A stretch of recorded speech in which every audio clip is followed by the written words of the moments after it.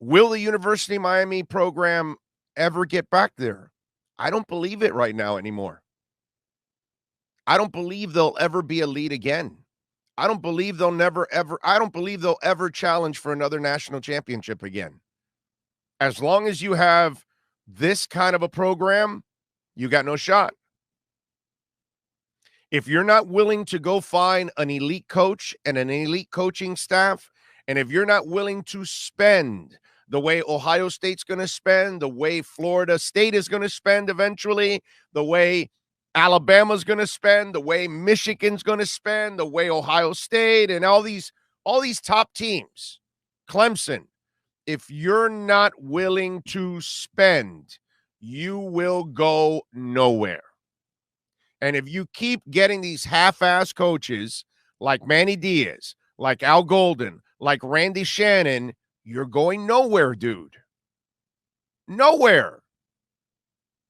Manny Navarro will join us tomorrow on the show, and he has told us several times that what the University of Miami football program has to do is hire an experienced coach that has already built programs, and he's right. You got to stop getting the guy that's unproven and has to – those days of finding, under-the-radar Jimmy Johnson at Oklahoma State, and even Dennis Erickson was a good X's and O's coach. Dennis, where he sucked was as a custodian. He could not maintain the recruiting level, the discipline, and all those things. But if you gave him the players, he had the X's and O's to win. That's why he won with Jimmy's players early on. And then once his players took over, it was disaster after that because Dennis Erickson wasn't a complete coach. He was a good X's and O's guy. I think Larry Coker was the same thing. I think Larry Coker was a very good X's and O's guy, but not a custodian. That's the magic of being a great head coach in college football. Yeah, you've got to be a great coach.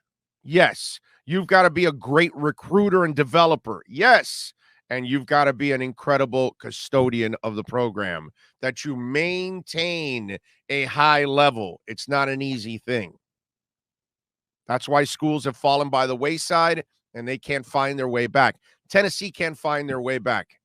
USC hasn't been able to find their way back. So Miami is not the only school that's in that position. And they're not as big as those schools. They don't even have the history of USC. So this is a major problem right now for the University of Miami. And for us as fans, we may have to come to the realization that they will never be elite again.